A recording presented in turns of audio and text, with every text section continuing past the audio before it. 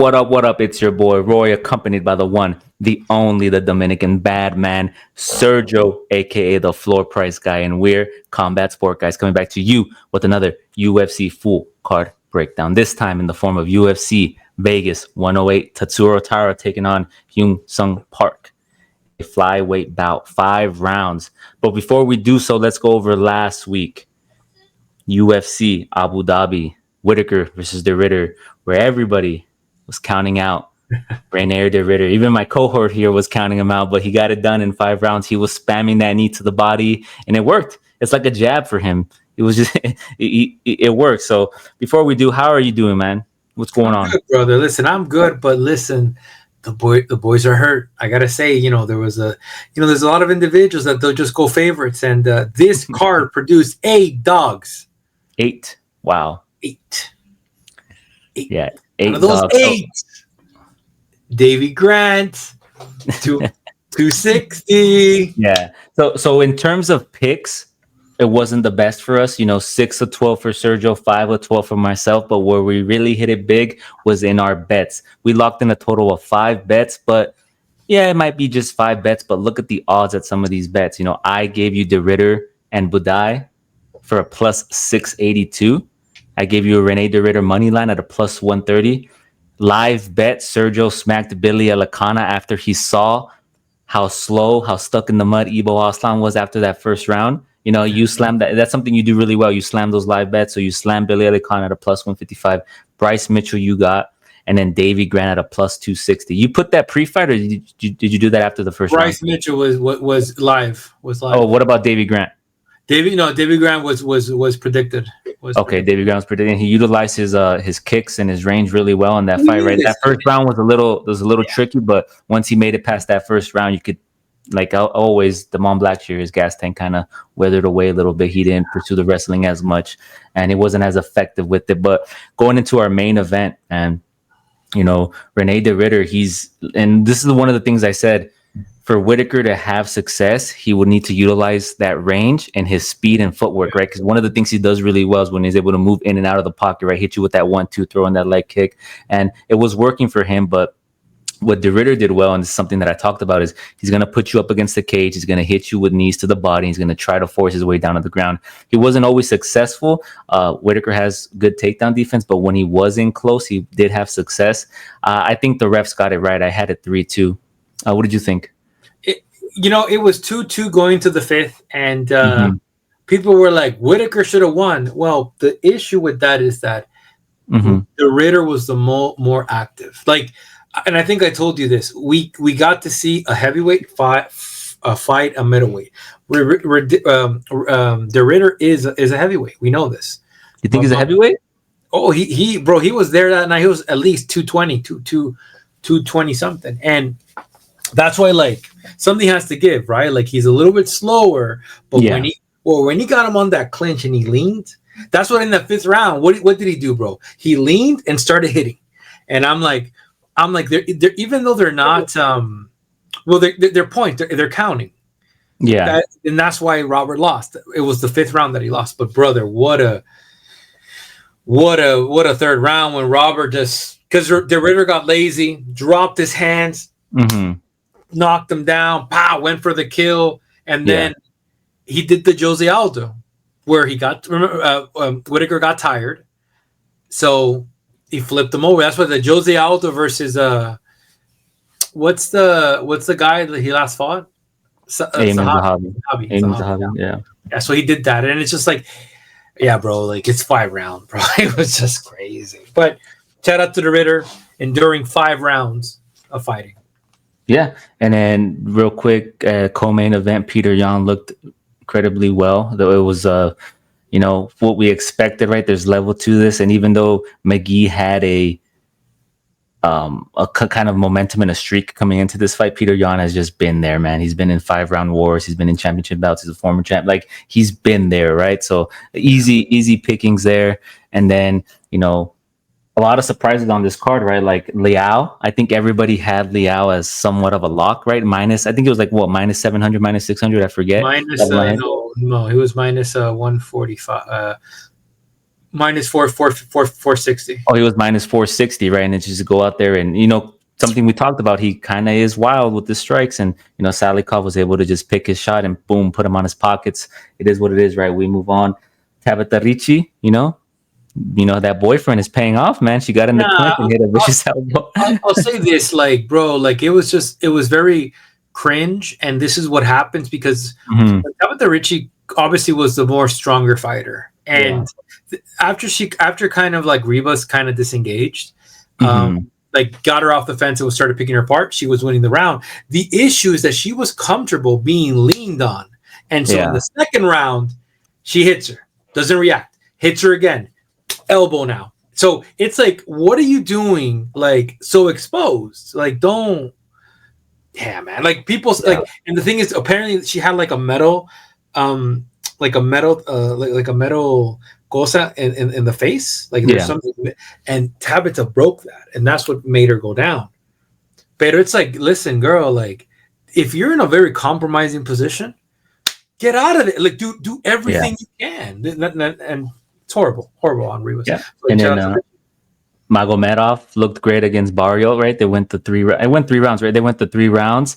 War, man, strictly striking, looked good, man. Magomed. Sharaf Magomed he's kickboxing is really good, man. There was even a point. I forgot to. There was even a point that the Magomed when Barat clipped him, he turned into the dog. He was the plus 105, but the odds were so quick that I couldn't get him at 105. Oh, you couldn't get him? No, I couldn't get him. Yeah, that was a good scrap. That was interesting. Amabaya versus Ochoa. We had both picked Ochoa just based on his abilities and what we see in him, and I think he's fine after this fight. He came in on short notice. I don't think this affects him. I think he's only going to get better. He's still young. Amabayev, but the thing that I don't like about Amabayev is when the pressure gets put on him, he turns into CJ Vergara just a little bit. He starts to run just a little bit, right? But he does have the grappling prowess, but up against that upper level that has that striking ability that pursues you, he's going to have difficulties. We saw it against Kopp. Yeah, the other issue is the fence grab. He grabbed the fence how many times did he grab the fence? It was just 3 or 4 times. Similar to Bryce Mitchell and Nurmagomedov Said. Yeah, right? Said. Yeah, these boys are just grabbing the fence, and he would Ashu would kind of put him in the fence and then put his fingers, and the ref wasn't fully aware of that. Yeah.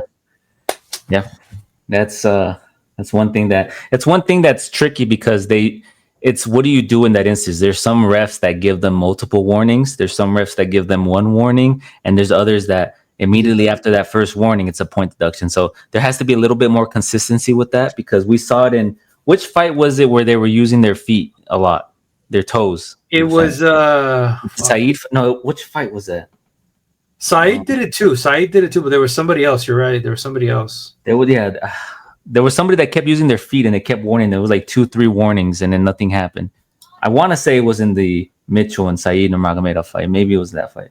I don't remember off the top of my head. Yeah, there was that one, but there was. I'm going back and just trying to see who had it a very ground game dominant. It wasn't Peter Yan. It wasn't Shara. It wasn't Azu.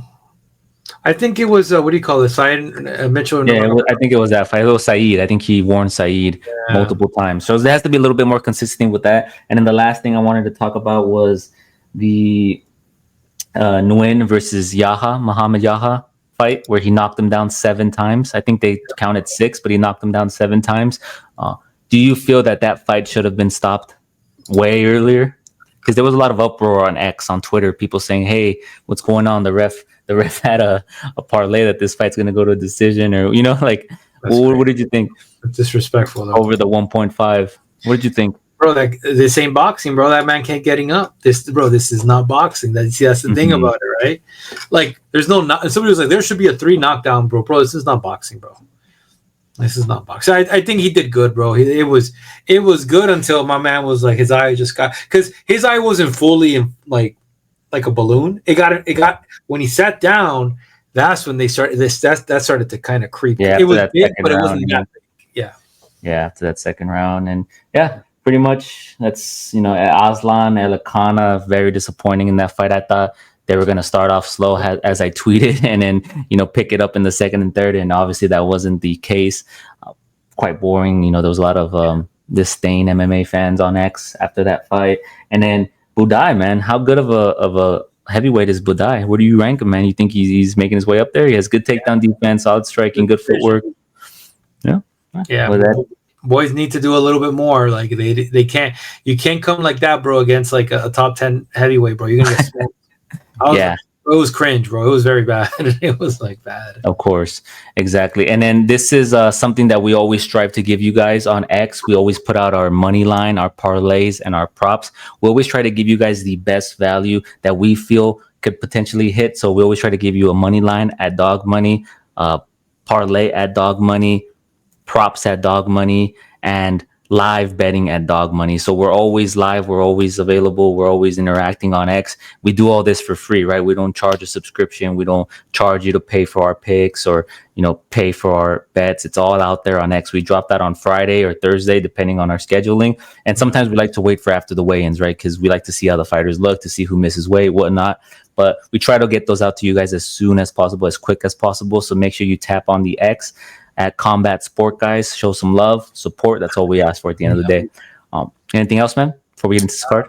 Let's move, brother. We got to get to the card. Right on. We got UFC Vegas 108, which has been interesting this whole week because there's been a lot of bouts, a lot of scraps that have been, put to the side, canceled, rescheduled, or, opponents filling in. And one of those is Austin Bashi. He was supposed to fight on next week's card, so they pulled him into this card because Asma Bekoyev couldn't find another opponent, right? He was originally supposed to fight Torres Finney, who pulled out. And I'm not sure why he pulled out. Was he sick? Let's see what it says. Finney withdrew, right? Finney withdrew from that fight. And then he was supposed to fight after that. He was supposed to fight Yorzi Belgaru, who had visa issues. So his fight got completely scrapped. It got taken off the card. In comes in Bashi versus Yannis. And Bashi was originally supposed to fight Francis Marshall, who then suffered an injury. So they found him a last-second opponent in John Yannis. So Bashi, opening up the card now is 13-1-0. And is 5-5 last, losing to Chris Rodriguez, the prospect killer, via unanimous decision. Yannis is 9-3-0. This is their UFC debut. He's coming in on short notice. He's 4-5 last, beating Nick Aguirre via KO. So what do we know about Bashi, right? From what we've broken down in the past and what we've seen, he's a grappler with decent striking. He has good takedowns, good entry points, pursues takedowns until he gets them. So if he's not successful in the first one, he's going to keep going at it until he gets you down. And once on the ground, he works well, looking for submissions, scrambling, chasing finishes. He's going up against Yannis, who's a striker with a lot of striking power and decent pop. He's a southpaw who has good technical boxing. However, he has struggled with takedown defense, and I believe that that's how he's going to lose. He's coming into this fight short notice. I think that first round, those first 2 minutes, is going to be when he's most dangerous. But as the fight progresses, as Bashi gets going, he's gonna win this fight, man. So I'm going with Bashi. He's had the full camp. He was supposed to be on this card. He's ready. He's going to get somebody who's talked about how they've had poor takedown defense. Yeah, I'm gonna go with Bashi here. Yeah, and Yannis is literally picking this up. How many days notice? Like 4 or 5 days notice. Like I think yesterday's when I kind of propped up the new. You can see there that he doesn't even have a UFC official like profile. Like they don't even have that. Like he was just like, hey, this guy dropped. You want to go fight here? Yeah, let's make it happen. We expect Bashi to kind of take him down. So I think the prop bet here, and let me write this down before I forget, is not the prop. Yeah, the prop bet would be looking into takedowns, right? How many takedowns? Like are we looking at a +2? Is it going to take him 2 times, 3 times, 4 times? So I would look into that prop. Yeah, that's a good prop, actually. So are you banking on the fact that depending on what the odds are, he can take him down more than 3.5 times, more than 2.5 times? I don't know what the odds are. I'm pretty sure it's going to be like at a minus something, right? So, yeah.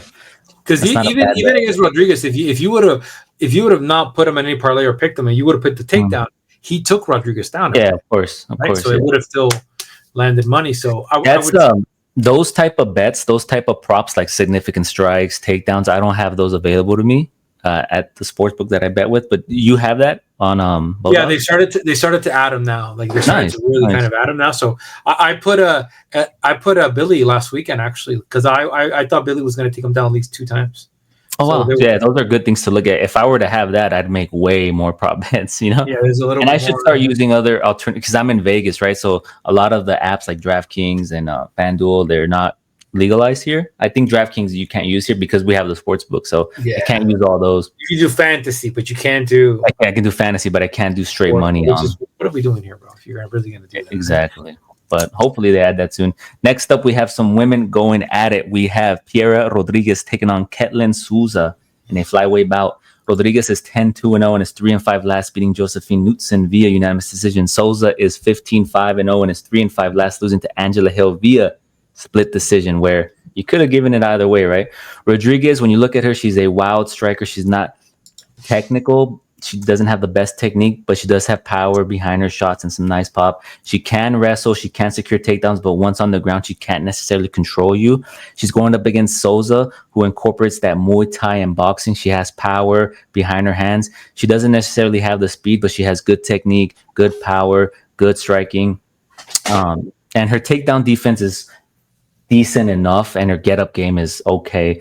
I think this fight can go one of two ways. It can go strictly the route that Taira is going to get those takedowns. She's going to, find those entries, get the takedowns, and secure points that way. Or she could totally forget that, eliminate that, and get into a striking contest with Souza. So I don't know.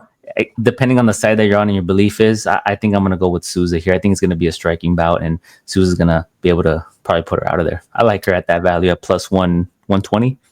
I like Souza, and Souza has a good chance, but I think Taira has been getting significantly better, I would have to say. Like, against her fight, 1 second, let me see who she fought. Yeah, she fought, who was it? Josephine. Mm-hmm. Oh, it's been a while. I was confusing her with another fighter. Holy shit. And I picked Rodriguez. What's the prop bet? What's the odds here? Okay, so Rodriguez is the favorite at plus 195. I'm gonna go with Rodriguez, man. I'm just to say fuck it. It's funny because I put together another fighter from Minnesota as well. It's crazy. It's not Dan Hardy's wife, it's not somebody else. But I think Taira Rodriguez takes it. I mean, look, the prop bet might be boring, but might be a decision.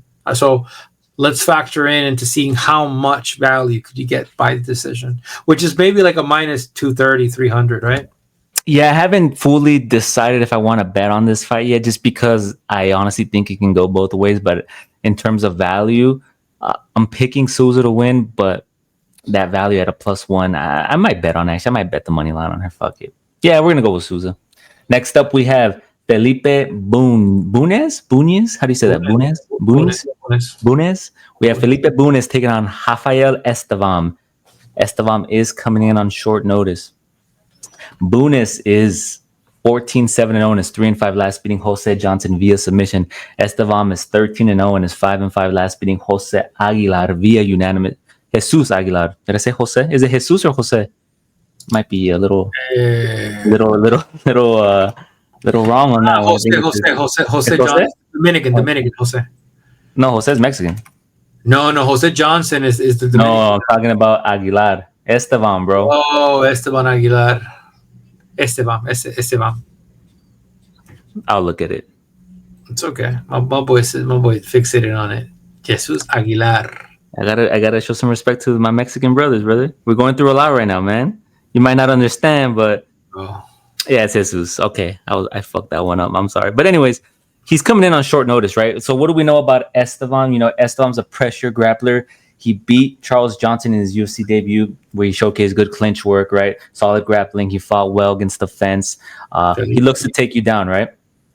One of the things about him, though, that's been criticized is his gas tank, right? Because if you look at his last fight against Jesus Aguilar, he was able to secure the takedowns. He was able to control the back. He was able to dominate in that regard. But when it got to the third round, he looked like he was dying. He was breathing heavy. He slowed down, and he was chasing those takedowns. So him coming in on short notice could be an issue in regards to the gas tank. Like, how's he going to look? Does he finish this guy quick, or does he start off looking like the favorite and then fading away, right?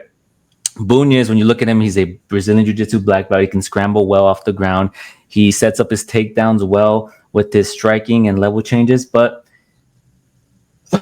you know, I don't know, man. This is a tough one to call because at one side of me, Estevam should win. He's the better grappler, but he is coming in on short notice. So I'm going to pick Estevam just because I think he's better overall. But that gas tank should be an issue. This is going to be a good fight to bet live to see how he looks after that first round, after a few minutes. Yeah, I agree. I'm going with Estevam. I want to see what he looks like in the weigh-in. If he looks a little bit, not so bueno, I like what Bunes did. I think Bunes, like, he fought the taller fighter with Jose Johnson, Dominican, didn't make weight. And what a rough night for the Dominican cat. But we're going to go with Estevam. Right on. We're both picking Estevam to get it done. And I think this is a perfect opportunity for some live betting. So follow us on X for that. We will be live for this card, and we'll see what we get out of that. Next up, we have Rodolfo Vieira taking on Trishan Gore. Vieira is 10-3-0 and is 3-5 last losing to Andre Petrosky via unanimous decision. Gore is 5-3-0 and is 2-5 last losing to Marco Tulio via KO, where we learned that this guy can take a beating, right? He can take a lot of hits. He's durable, but Marco Tulio is Marco Tulio. Vieira has exceptional Brazilian Jiu-Jitsu. His grappling is good enough to take this fight to the ground and control. His striking isn't that technical, but he does engage in the striking if it's warranted, right? When you look at Gore, he has a grapple-heavy approach. He has some power behind his shots. He doesn't have the best technique and doesn't throw with a lot of volume or output, but he shouldn't worry because Rodolfo isn't the best striker, so there won't be a lot coming at him. I think this is a good opportunity for Rodolfo Vieira to get back into the W column. I think he's a bit more technical in regards to the grappling, in regards to the the securing of takedowns. So I'm gonna go with Vieira here. I think he's a world champion in Brazilian Jiu-Jitsu, man. I think he's gonna do well here.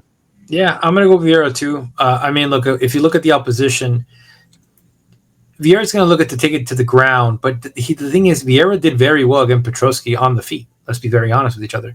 He kind of kept him on the feet, kept jabbing it. It was a very close fight. Yeah. Gore's going to look to put pressure on Vieira. Now, Vieira's not the initial fighter that he started the UFC when Hernandez got fatigued. He was massive. So much muscle back then. This fight, I'm going with Vieira, but I will be smacking over 1.5 for a minus 145. I think this does go past a round and a half. Okay. Sounds good. Well, we're both going with Vieira here. He should get it done. We'll see. Rinya Nakamura taking on Nathan Fletcher. Nakamura is 9-1-0 and is 4-5 last, losing to Muin Gafura via unanimous decision. Fletcher is 9-2-0 and is 3-5 last, losing to Kowlin Logren via split decision.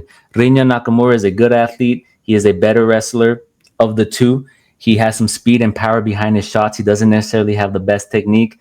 Last time out, however, he was a massive favorite. I think it was a UFC 311. It was a massive. I think it was the same card with Peyton Talbot. He was. I think he was a minus 700 in that fight.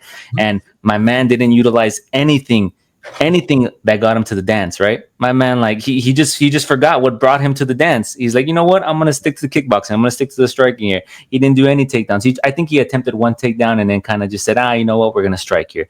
So I think that was a wake up call. I'm hoping that was a wake up call. He's gonna come back to this fight. He's gonna go back to the wrestling. He's gonna remember what brought him to the dance. What did Mike Tyson famously once say? You leave with the person that brought you to the dance, right? So, grappling got you to the dance. You're going to leave with it. You're going to utilize that. So he's going up against Nathan Fletcher, who, he's the Ultimate Fighter alumni. He has good jiu-jitsu, good, scrambling on the ground. He's aggressive. He has forward pressure. His wrestling is good. I just, what I saw from him in that Kaylen Logren fight is that his striking isn't the best, right? He kind of relies on pushing you up against the fence and kind of forcing the takedown in that sense. He didn't really have good entry points or good level changes. And I think this is a good spot for Nakamura to get back in the W column. I'm not too sold on Nathan Fletcher. I think Nakamura gets it done here, man. Yeah, I'm just gonna win Nakamura gets it done. Like I would stay a little bit away from this bet when it comes to the -4, -430. It's a little bit hefty, especially with parlay season. Like that guy could wreck you in a parlay if you're not careful. So the value isn't really there, right? Now, in our next fight, that's where the value is. Flip it over so we can see, or just go over the next. Oh no, not that. Sorry, I saw Kevin Vallejos, which is similar, which is -420. Sorry, go ahead. Yeah, next up we have middleweight bout Nick Klein taking on Andre Pulyaev. Klein is 6-2-0 and is 3-5 last losing to Mansour Abdul Malik via KO, where he came in on short notice. I think he even stunned Mansour Malik in that fight. And, you know, he looked good up until the point where he got KO'd. Pulyaev is 9-3-0 and is 4-5 last losing to Christian Leroy Duncan. Klein, he's dangerous submission game. He's good with his choke. He's proven his ability to capitalize on short notice opponents. We saw that in the Dana White Contender Series where he came in, he got the submission win. He looks to bring the fight to the ground and utilize his BJJ. As I mentioned, he stunned Abdul Malik in that last time out, but you know, Malik kind of talked about how he was starting off slow. He was trying to figure out this guy, and then he kind of figured it out and got it done. Nick Klein's good, man, but he's going up against Pulyaev, who is a striker who's methodical. He likes to utilize his jab well, but doesn't unload, doesn't have a lot of pop, in my opinion, but he's a good technical striker. He fights at his range. He fights at his pace. He has the grappling in his arsenal to mix things up if he has to. I think his takedown and his takedown defense and his get-up game is going to be good enough to do well here. I think he gets it done, man. I'm gonna go with Pulyaev. I'm gonna go with Pulyaev too. The thing is, like, if you were to tell me that we were gonna give him a striker, I would have had a little bit more doubts, right? I would have been like, okay, well, maybe Klein. You know, he did have very good again, Mansour. And by the way, it's important to kind of remember that the fight with Mansour with Brunson got turned into a draw. I don't know if you saw that. But it wasn't this fight. It was another fight. No, but that Mansour fight and Brundage, it's a draw now, which is interesting. Yeah. We talked about that last week, or we talked about it off air. Yeah, he hit him with the headbutt. Remember, it was a headbutt. Yeah. But going back into this fight, like, I'm going with Pulyaev. If it was a striker, I would have considered Klein, but I'm going straight up Pulyaev here. And right now, it was even, but Pulyaev has become the favorite at a -163. He should be. He should be the favorite. I think his striking is good enough. Good money for Pulyaev. Good money for Pulyaev. Next up, we have our featured prelim. We have Kevin Vallejos taking on Danny Silva. The Argentino is back in action. Silva is 10-1-0 and is 4-5, last beating Lucas Almeida via split decision. Vallejos is 15-1-0 and is 4-5, last beating Sung Woo Choi via KO in his UFC debut. You know, when you look at Silva, he is a fast, aggressive boxer with high volume and knockout power. He likes to move forward. He has this decent wrestling to mix things up. He's tough. He's never been finished. He has good takedown defense, not as much offensive takedowns. He throws with volumes, and the issue with him is that he throws and he receives just as much as he throws, meaning that if he, every time he throws a 1-2, he gets hit with the 1-2. So he needs to do a better job of defending himself. And I think that's going to be the issue here in this fight. He's going up against Vallejos, who's a high volume striker with a boxing heavy approach. He throws nice combos. He's fast and shows good techniques. 9 of his 14 wins come by way of KO, TKO. We saw him in his UFC debut, knock out Sung Woo Choi, who was taller than him, right? I believe he was taller than him. He had the reach on him, so he was able to get in close, utilize his striking. I think this is going to be one of those fights where Kevin Vallejos gets it done, man. Based on the fact that it's not that Danny Silva's bad, it's that Danny Silva doesn't really protect himself in these striking exchanges, and I think that's going to be his downfall. I see him coming in, and I see Vallejos hitting him with a counter, hook to the body, and then followed by a right. So I go with Vallejos here to get it done. I think he puts him out. I'm going to go with Vallejo too. Look, one of the things that Kevin has been saying is that Danny Silva, he will only fight Danny Silva at a certain weight, because it looks like Danny Silva would not be making weight. So is it official? Because he said that is that official? Because I saw tweets that he was saying that on the tweet. But if I'm Danny Silva, I want to come a little bit bigger, right? Because if you see, like, the thing is, Silva's going to have a range on him, right? Like when I look at Vallejos, I look at like Taporia. He's smaller for that division. Yeah. But the thing is, he even boxes like Taira. He like rips the body and just like he does very well. So I'm expecting Danny Silva to, if he's not going to make weight, to come a little bit bigger, being a little bit of a weight bully, making 150, 155, 152, 149, and having that edge and try to kind of lean on him. This is a good fight, man. This is a good fight. You talk about value, right? Like a minus 425. I think this is a lot closer because they're both pretty good at striking, man. Both really good at striking, actually. Yeah, but Vallejos is like I said, he has the Taira effect. When he's gonna come, he knows how to. It's like Taira knows how to kind of go inside the range and hit him hard. Because the thing is, Silva's gonna have the jab advantage here, so Vallejos gonna have to press. And Vallejos has a very good understanding of double jab, body, overhand. So I'm expecting Vallejos to knock him out. The round, bro, just based on the defense, he might get it done in the third. So we'll see. Sorry, the first round. No. We'll see. Interesting scrap. I'm excited. A lot of people give the Apex cards a lot of shit, but there's some good fights on this card, man. I'm pretty excited for a lot of these fights, actually. This is one of them, Ken Vallejos and Danny Silva. Next up, opening up the main card, we have Neil Magny taking on Eliseu Zaleski. These guys are both 37 and 38 years old. You have Magny, who is 29-13-0 and is 2-5, last losing to Carlos Prates via KO. You have Zaleski, who's 25-9-1 and is 2-5, last losing to Chidi and Njokuani via KO. When you look at both these guys, you look at Magny, on one side of the spectrum, Magny has been losing to these contenders, right? These top level guys. So he's been losing to tough opponents. So is it so much that he's done, that he's not there anymore, or he's just fighting really good competition? Like he's at that Gilbert Burns level, right, where like they're fighting like these up and coming contenders and they're not necessarily winning, but that doesn't take away from how good they are and how well rounded they are. The issue is, though, he is chinny. He has been fighting prospects mainly until now. He's fighting somebody his age. Magny is well rounded. He utilizes his output on the feet and has decent grappling, often aiming to take you down in the fight and controlling you on the ground. When you look at Zaleski, he has that capoeira background. He incorporates that into his striking as crisp striking. He's known for, his spinning kicks, his knees, his relentless pace. His grappling is solid as well. Although, as he's gotten older, he prefers to keep the fight standing. This fight, depending on how you see it, right? Do you see it as Magny's been fighting tougher competition? This is him bouncing back. Or do you see it as, Magny gets chinny? Magny is chinny. He has been chinned. Zaleski has wild striking. He possibly can chin him. I'm going to go with Zaleski here, just based off of that. The reach is going to be a little bit of an issue, though. I'm going with Zaleski. But I'm going to tread carefully in how I kind of how this fight goes, because Neil Magny is going to have to kind of put him at a distance, put him at a range. Yeah. Back in the day, he used to have the conditioning to do very well with the jab, with the move, with the footwork was amazing. 37-year-old Magny doesn't have that anymore, and we've seen it. Past, right? So just based off, if you give him his movement back, Magny wins. But this time around, Zaleski wins. But let's see, right? Like Magny's not really known for his power, right? Yeah, so we'll see. Yeah, you look at Zaleski, right? Chidi and Njokuani, he lost. Zach Scrogan, he beat. Randy Brown, he lost. Renat Fakhretdinov, he drew a decision. Abu Bakr, he won via split decision.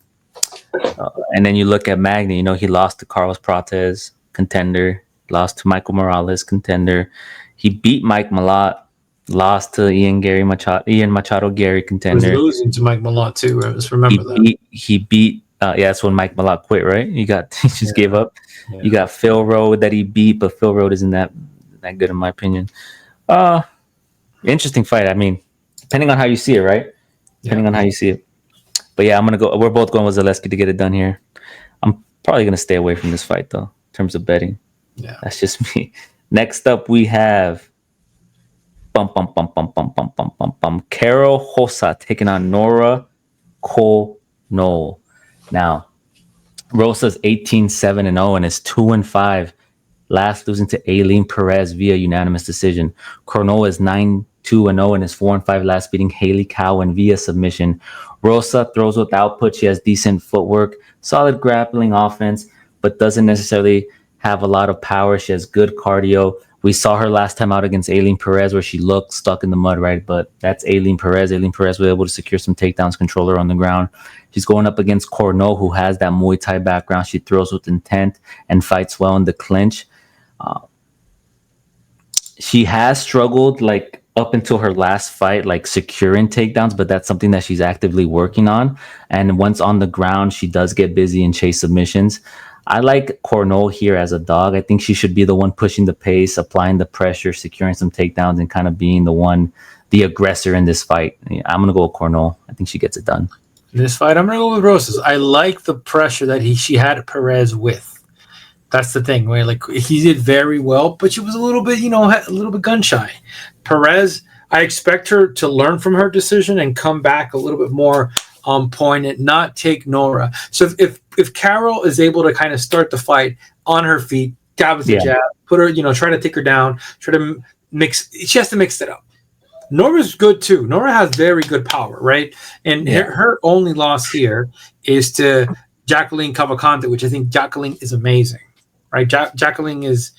I don't know why we haven't seen her again. Like this girl is very good fighting, but I'm gonna go with Rosas here. I would stay away from this fight as a bet, or maybe like I would love to see what's the prop. Let me actually go right now. Wait a minute. So Carol Rosas, damn. You see, that's the thing about there's no value there. Like the over 2.5 is minus 550, right? Like if you're betting under 2.5, you're basically saying Cornell's gonna do submit her or knock her out. So yeah, minus 550 is too hefty of a price, my brother. Yeah, and then what are the odds for them both? What is the odds? 175 minus 175 Roses plus 150 Cornell. Yeah, we'll see. We'll see if Cornell has the. What's Rosa ranked? She's ranked number 8, right? We'll see if Cornell makes it into the top 10 with this fight. There it is. Yep, there it is. Next up, we have Estevam Ribovics taking on Elvis Brenner. Ribovics is 14-2-0 in his 3-5 last, losing to Nasrat Hakparsat via split decision, where I don't think he lost that fight, but judges do what the judges do, right? Brenner is 16-5-0 in his 3-5 last, losing to Joe Alvarez via KO. That's Joe Alvarez, man. That's Joe Alvarez at 145. I think Joe Alvarez. No, that was. This is at 155, right? I think Joe Alvarez stated that he's going up to 170, right? I think way bully, bro. Way bully. I know, but I think he officially made the statement that they're moving up to 170. Because he can't cut no more, bro. Bro's too big. My boy saw Ila Topuria, bro. He's like, listen, we got a Spaniard on top already, bro. We gotta move up. They're teammates. So I think they're teammates too. So they have kind of, I think they've kind of co-trained together. Yeah, so I heard that he moved up to 170. So yeah, like as you mentioned, weight bully. Brenner, when you look at him, he moves forward, he throws heavy strikes, he can utilize the grappling, typically looks to push you against the cage and utilizes dirty boxing and brings you to the ground. He has the one punch power. He does have some pop behind his strikes. He's going up against Ribovics, who is a firecracker. He's aggressive kickboxing with wild power. He has fight of the year with Daniel Zellhuber. You know what's interesting? Both of them won fight of the year, and they lost their next fight, right? We saw Daniel Zellhuber lose to Michael Johnson, and then we saw Estevam Ribovics lose to Hakparsat. So does he get a W here? I think he does. I think he's the more technical, the more aggressive fighter. He throws heavy hooks to the body, spinning attacks. He's explosive. He has the finishing ability, and he has a relentless pace. I think he should get it done here. He is the pick. He's the better striker. He's the more technical striker. But Brenner does have that ability, right? So I'm going to go with Ribovics to get it done. We're going to go with Ribovics. And, we got to the very exciting part of the fight where I could just tell you what I'm going to do. So I think that the big parlay for me is locking down Bashi, locking down Vallejos, and locking down Ribovics. You lock those three favorites, you get dog money. Dog money, 100 plus 100. So basically put 30, get 30 back. So I think that's a great bet to throw in. There you go. Ribovics, Bashi, and Vallejos. for plus 100. Plus 100, which I think it's an amazing parlay. Why are you going with Ribovics? I just like his volume. He kind of showed us. So here's the thing, champ. Ribovics had the volume in his last fight. Nasrat had the power, right? The power, and he switched it up a little bit with the takedowns. Yeah. He tried to do some fuckery shit. It was split. It could have gone either way, right? But I just like this guy's volume. Like what he's shown us is he's more versatile. Like the striking, he's not going to come in to do like 1-1-2. He's going to come in and put a pace on this man. Yeah, and the thing with Ribovics, I know a lot of people give the Apex cards crap, but I think Ribovics is one of those fighters that needs to be like with an audience. Like he needs to be in a stadium, in a crowd. You get me? Because he's those type of fighters that gets everybody going. He's like a firecracker of a fighter. So it's unfortunate that he's at the Apex fighting still, because his last fight was the co-main at an Apex.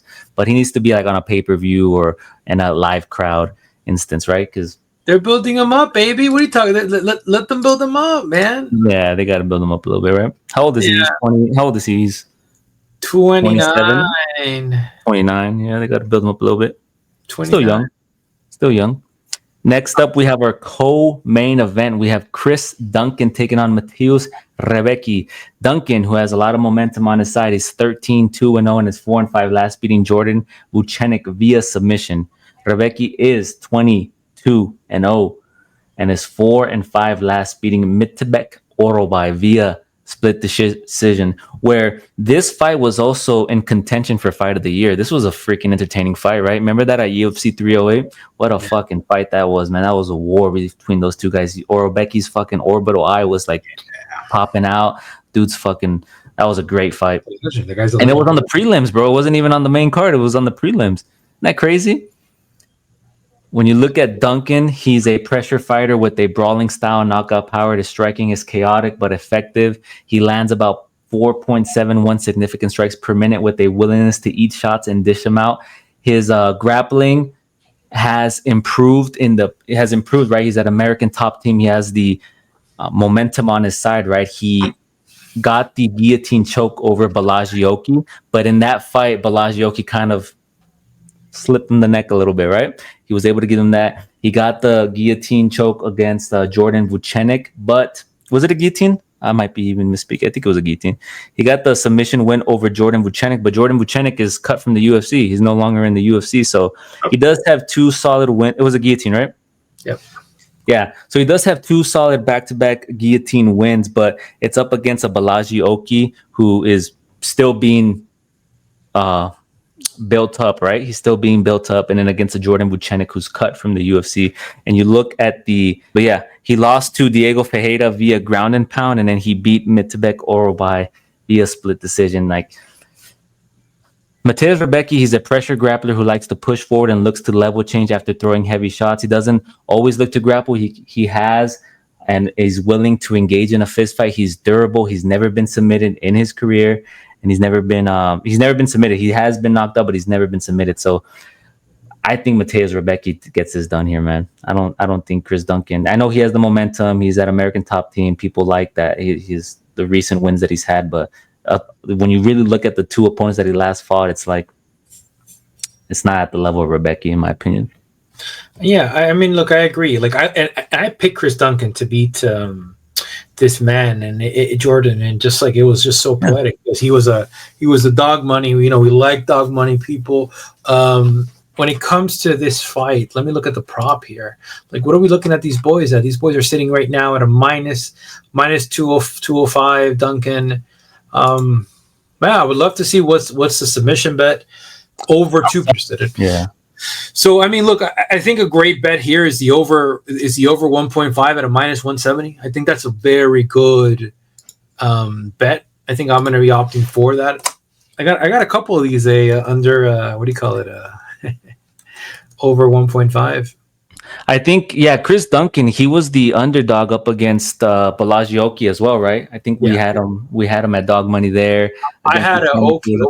Oki should have done great things, but you picked Oki, right? Based on his striking and based on how Duncan has been hit before. But I had Duncan in that fight as an underdog, and he got the win. So I think Mateusz gets it done here, man. 3-round scrap. I think he gets it done.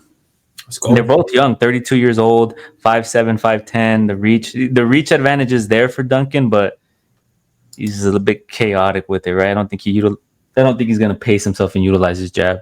And they also both cross-trained together. I think that's the other thing. Like they were seen in a picture in the American Top Team training together. So nice. Well, or cross, not training together, but when there's like pass 5 camps, conditioning and everything. So right on.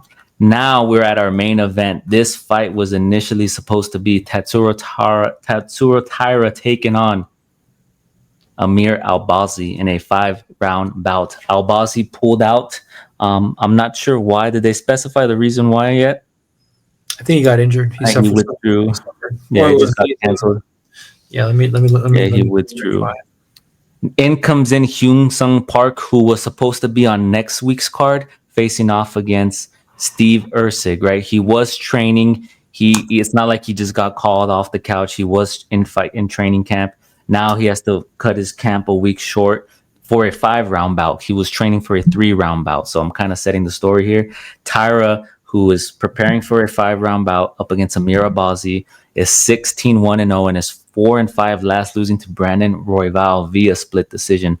Park is 10-0 and is 5-5 last beating Carlos Hernandez via submission. Taira, when you look at him, he's well-rounded. He sets up his takedowns well with his strikes. He controls the body well with his legs. Similar to I'm not comparing him as much, but similar to BJ Penn in that sense. He has good body locks. He has good control with his legs. In that fight against Brandon Royval, he was the favorite. I had Brandon Royval in that fight, if I remember correctly. But he was losing the striking exchanges, but when the fights got to the ground, that's where he excelled, right? He's going up against Park here, who doesn't necessarily have the striking prowess of a Brandon Royval. He is a grappler. He looks to take you down. He pursues the takedown, and once on the ground, he looks to work. He looks to chase submissions. In comparison to the striking of Taira, I think he's the lesser of the two, as I just mentioned. He was training for 3 rounds. Now this is 5. I think Taira gets it done here because, you just look at Taira's coming off of a top 5 opponent in Brandon Royval, right? He went the distance with Brandon Royval. He lost that fight. And I think what he had to gain from that loss was a ton of experience and a ton of lessons in, okay, I need to improve on my striking, right? I need to improve on this. And I think even Brandon Royval offered to train him, right? Offered to come train with him because he has that new gym. So he even offered to train with him. I haven't checked to see if he took up on that in this time until this fight. But yeah, Park, man, he's cutting his week short. He has to weight cut a week shorter. He has to do a lot of things, right? And it's a 5-round fight. I'm going to go with Taira here, man. Taira should get it done. Yeah, Taira should get it done. I mean, you see, that's the thing about it. I did the research, but sometimes you confuse fighters. You think of a fighter doing his last win. I was thinking about Park was the guy that Park was another Asian guy that took somebody down, and I was fixated on that. I'm gonna go with Taira here. Taira, I think Taira shows us a new wrinkle to his game. And you gotta remember too that Taira. That was a split decision, so that could easily go each way. Once Taira figures out the striking, and I really hope that if you grab Taira and you grab Asakura, you put them together, they're the perfect fighter. So yeah. I really hope Taira is able to evolve with the striking, and we get to see him showcase it in this fight. Yeah, and he's still young, man. How old is he? He's freaking 25. 25 years old, and look at how they size up, 5'7". He has the 4-inch reach advantage. I think this is a good spot for Taira to get back in the W column, and very active. Yeah, he's very active too, and I think he doesn't have to worry as much in this fight with the striking, how he worried with Brandon Royval, right? Because Brandon Royval, we saw him in his last fight out against Joshua Van, right? The output that he has and the volume that he throws with, he doesn't have to worry about that so much with Park. It's basically just, the scrambles on the ground. It's not now. Do we see an instance where these guys are both grapplers and they risk? Because we've seen it in the past, right? When 2 grapplers go against each other and it turns into a kickboxing match. We saw Paul Craig and Bo Nickel. We saw De Ridder, Bo Nickel. We saw GM3 and De Ridder before De Ridder submitted him. They were just kickboxing. So it could be one of those fights, but I don't think so. I think Park gets it done, man. I mean, Taira gets it done. Sorry. Oh, shit.